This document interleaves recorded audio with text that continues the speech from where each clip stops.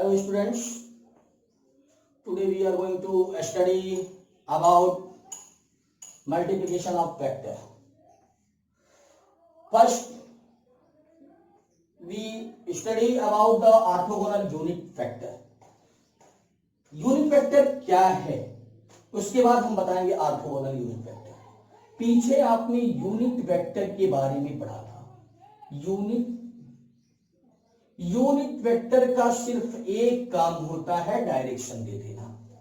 इसका मैग्नीट्यूड एक होता है और जहां यूनिट वेक्टर लगता है इसका मतलब वो उसकी डायरेक्शन को रिप्रेजेंट कर देता है.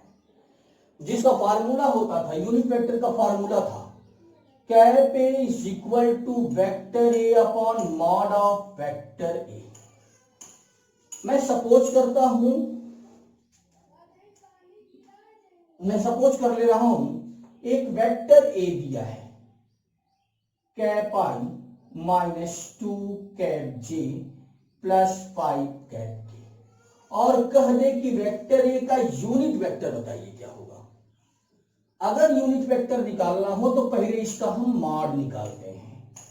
मॉड वेक्टर ए कैसे निकलता है, अंडर रूट. मैंने बताया होगा पीछे, आई के कोफिशिएंट का स्क्वायर माने 1 प्लस जे के कोफिशिएंट का स्क्वायर माने 2 का स्क्वायर प्लस 5 का स्क्वायर, आपको मिलता है अंडर रूट 1 प्लस 4 प्लस 25, 5 का स्क्वायर 25 अंडर रूट 30. मॉड की वैल्यू 30 आ गई. अब यूनिट वेक्टर क्या होगा, cap A is equal to vector A upon mod of vector A. Vector A कितना था, cap I minus 2 cap J plus 5 cap K upon mod of vector A मतलब under root 30. यह unit vector आ गया. और मैंने कहा था unit vector सिर्फ और सिर्फ डायरेक्शन रिप्रेजेंट कर देता है. तो सबसे पहले हम बताएंगे, अगर यूनिट वेक्टर एक्स एक्सिस पे है, एक्स एक्सिस कैप आई, वाई एक्सिस या एक्स एक्सिस वाई एक्सिस, सीधा कर लीजिएगा भाई, यह कार्टेशियन फॉर्म में लिख रहा हूं. यह है एक्स एक्सिस, वाई एक्सिस और जेड एक्सिस. एक्स वाई और जेड, ये जान ही रहे होंगे आप लोग. एक्सिस कार्टेशियन एक्सिस है.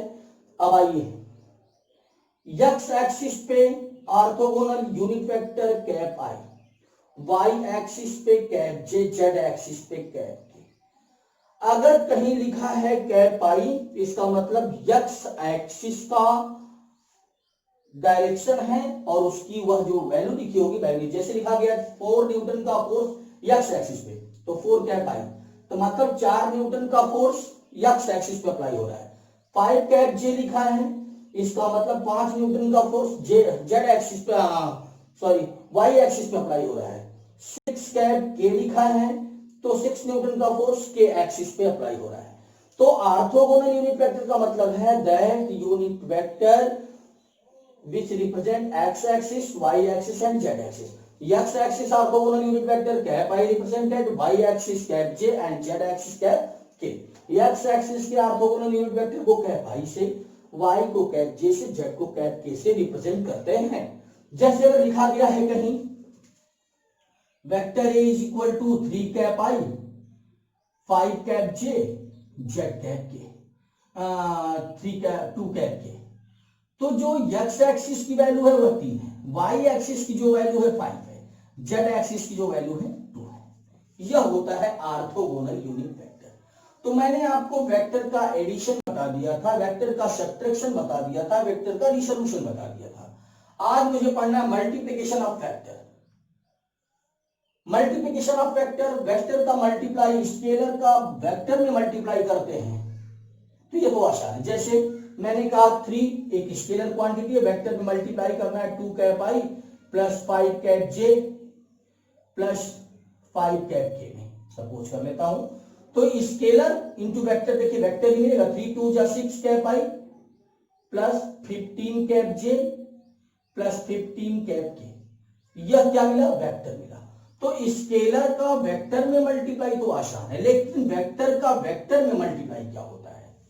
यदि वेक्टर का वेक्टर में मल्टीप्लाई करते हैं तो स्केलर भी मिल सकता है और वेक्टर वेक्टर का वेक्टर में मल्टीप्लाई करने पर वेक्टर भी मिल सकता है। तो आज हम पढ़ेंगे केवल वेक्टर का वेक्टर में मल्टीप्लाई करने पर यदि स्केलर मिलता है तो उसे डॉट प्रोडक्ट कहते हैं। Dot product. डॉट प्रोडक्ट क्या होता है? डॉट प्रोडक्ट जब दो वेक्टर का मल्टीप्लाई करने के बाद एक स्केलर प्राप्त हो जाए। जैसे अगर हमने कहीं लिख दिया vector A dot vector B और मिला क्या? सी। इस पर वेक्टर नहीं है तो इसे डॉट प्रोडक्ट कहते हैं। अब डॉट प्रोडक्ट है क्या, इसको डिफाइन करना तो लिखते हैं the dot product of the two vector, the dot product of two vector, vector A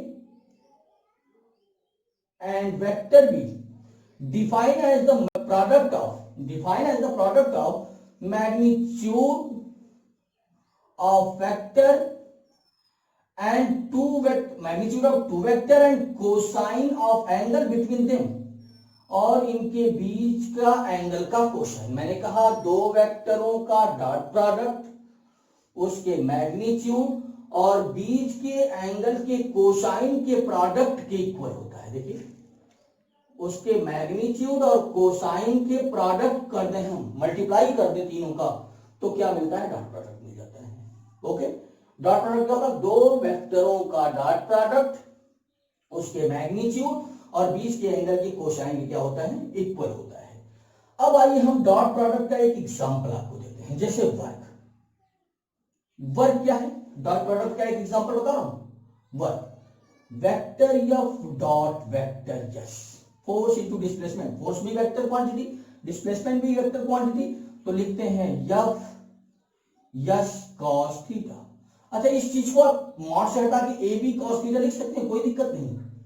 vector A dot vector B को आप लिख सकते हैं ए बी कॉस थीटा, ठीक, मैग्नीट्यूड हो गया तो एफ एस कॉस थीटा।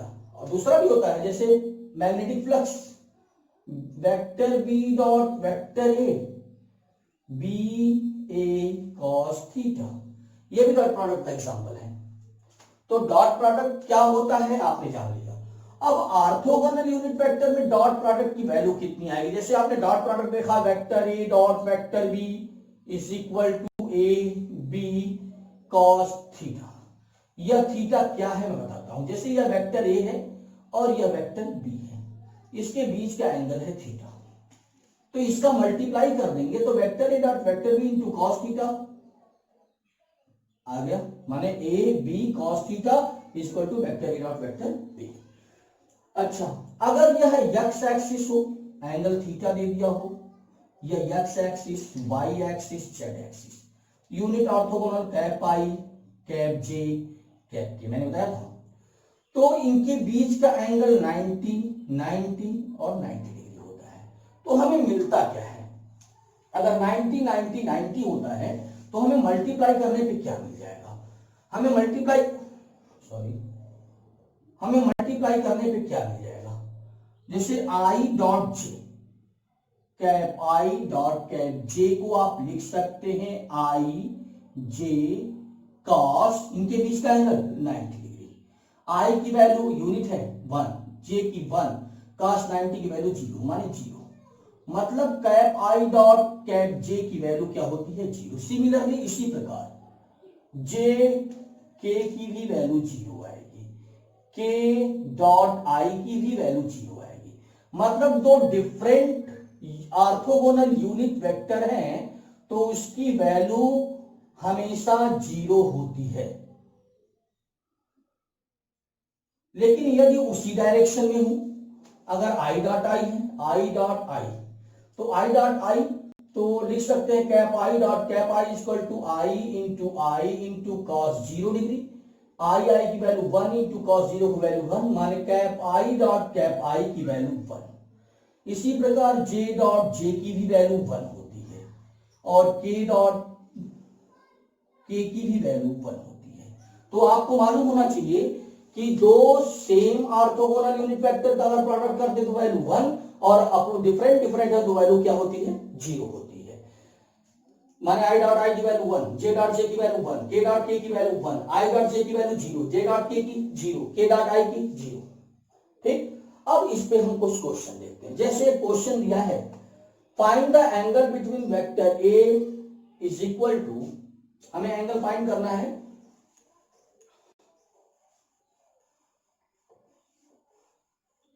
ए और बी के बीच का हमें एंगल फाइंड करना है। दिया है A is equal to cap I plus 2 cap J minus cap K, और vector B is equal to minus cap I plus cap J minus 2 cap K है।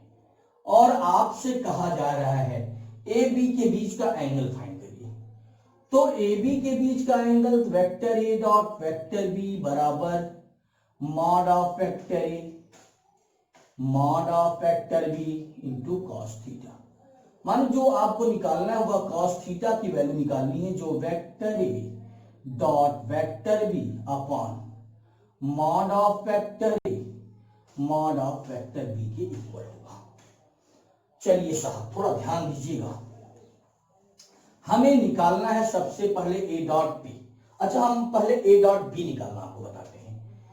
कैसे निकालते हैं? Vector A dot vector B, A की value लिखिए i plus 2j minus cap k dot minus i plus j minus 2 cap के।